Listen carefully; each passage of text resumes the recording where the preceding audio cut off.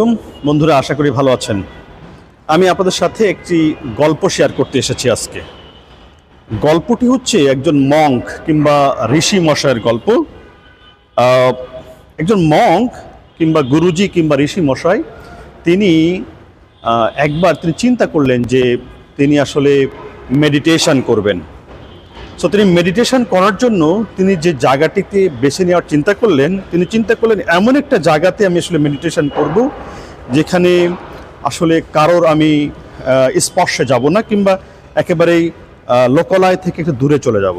সেই জন্য তিনি যেটি করলেন, নৌকা তিনি বাছাই করলেন কিংবা তিনি এটা ডিঙি নৌকাটাকে তিনি নিয়ে আসলেন এবং এই ডিঙি নৌকাটাকে তিনি যে কাজটি করলেন, তিনি নিজে উঠলেন। ওখানে ওঠার পরে তিনি শান্ত একটি নির্জন এলাকাতে, যেটাকে আমরা বলি যে এমন একটা পানির ফ্লো আছে যে পানিতে খুব বেশি ঢেউ নাই কিংবা খুব বেশি স্রোত নাই, ধরে নিই যে এটা একটা পুকুর টাইপের কিংবা একটি দিঘি টাইপের এমন একটি জায়গা তিনি বাছাই করে নিলেন, গুরু মশাই বা ঋষি মশাই। এবং তিনি নিজেকে একেবারে মাঝ সেই বরাবর গিয়ে পানির মাঝখানে তিনি সেই ডিঙি নৌকাতে বসলেন এবং তিনি আস্তে আস্তে তার মেডিটেশন শুরু করলেন এবং মেডিটেশন করছেন।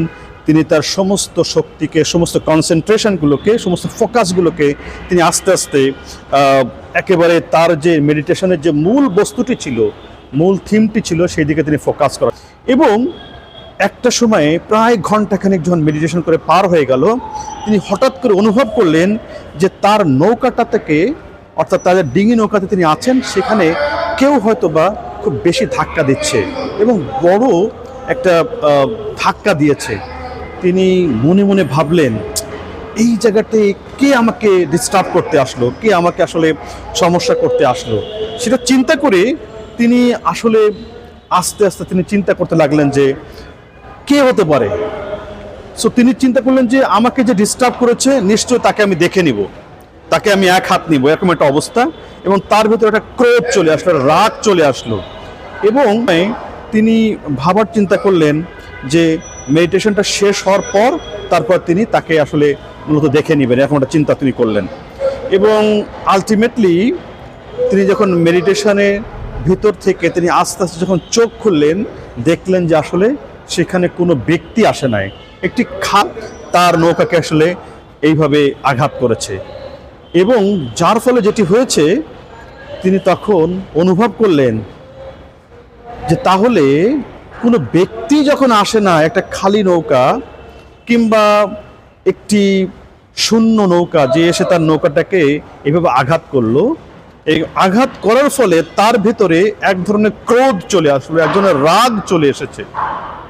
তো তিনি সেই বিষয়টাকে তিনি যখন অনুভব করলেন যে তাহলে আদতে বা আসলে এই রাগটি আসলে কোনো ব্যক্তির জন্য হয় নাই, আমার আশেপাশে যে পরিবেশ আছে সেই পরিবেশের জন্য হয় নাই, এই রাগটি জন্ম নিয়েছে একান্তই আমার ভেতর থেকে। সো আমি একজন ঋষি, আমি একজন মঙ্ক কিংবা আমি একজন ধার্মিক মানুষ কিংবা আমি চাচ্ছি নিজেকে শুদ্ধ করতে, তাহলে আমি আমার ভিতরেই যদি এরকম রাগ তৈরি হয় কিংবা ক্রোধ তৈরি হয়, ঘৃণা তৈরি হয়, ক্ষোভ তৈরি হয়, তাহলে তো সাধারণ মানুষের ভিতরে এটা আসাটা খুবই স্বাভাবিক। তিনি সেই গল্প থেকে কিংবা তার সেই চিন্তা থেকে তিনি যে লেসনটা নিলেন, সেটি হচ্ছে রাগ, ক্ষোভ কিংবা ঘৃণা, এই প্রত্যেকটি জিনিসই হচ্ছে আমাদের ভেতরে তৈরি হয় এবং এটা আমরাই তৈরি করি। এর জন্য আসলেই কেউ দায়ী না। আমরা অনেকেই বলি যে আমাদের সমাজে, আমাদের ফ্যামিলিতে কিংবা আমাদের অফিসে, কিন্তু আমাদের কর্মজীবনে, আমাদের সোসাইটিতে আমাদেরকে সবসময় মানুষই অনেক বেশি প্রেশার দেয়, অনেক বেশি ইনফ্লুয়েন্স করে, যার কারণে আমরা রেগে যাই। তার মানে আমরা ক্ষোভ তৈরি হয় আমাদের ভেতরে অনেক ধরনের আক্ষেপ তৈরি হয়। কিন্তু ওই ঋষিমশাই তিনি যে লেসনটি তিনি শিখলেন কিংবা যে শিক্ষাটি তিনি গ্রহণ করলেন, সেটি হচ্ছে যে রাগ, ক্ষোভ, ঘৃণা, এই প্রত্যেকটি বিষয় আসলে আমাদের ভেতরে তৈরি হয়। সো এই ভিতরটাকে যদি আমরা নিয়ন্ত্রণ করতে পারি, অর্থাৎ আমাদের যে ভীতি আছে সেই শক্তিটিকে যদি আমরা কাজে লাগাতে পারি বা আমাদের যাদেরকে নিয়ন্ত্রণ করতে পারি, তাকে যদি আমরা আসলে একটা কন্ট্রোলিং মেকানিজমে নিয়ে যেতে পারি, তাহলে আদতে ওই রাগটি আর আমাদের ভিতর থাকে না।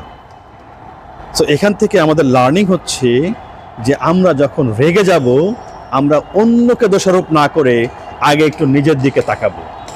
আগে একটু নিজেকে প্রশ্ন করব যে এই কাজের জন্য এই যে রাগ হওয়ার পিছনে আমার কোনো আসলে অ্যাক্টিভিটিস আছে কিনা, আমার কত ইনফ্লুয়েন্স আছে কিনা, কিংবা আমার কোনো অবদান আছে কিনা। ঠিক যখনই আমি আমার নিজের দিকে তাকাবো, ঠিক তখন দেখব যে না, আদতে অন্যের চেয়ে আমার হয়তো বেশি পরিমাণ এখানে অবদান আছে। এবং সেইভাবে যদি আমি আমার নিয়ন্ত্রণ রাগটাকে কন্ট্রোল করতে পারি, সিচুয়েশনটা বলা হয়ে থাকে যে প্রায় 80 থেকে 90% আমার ফেভারে চলে আসবে।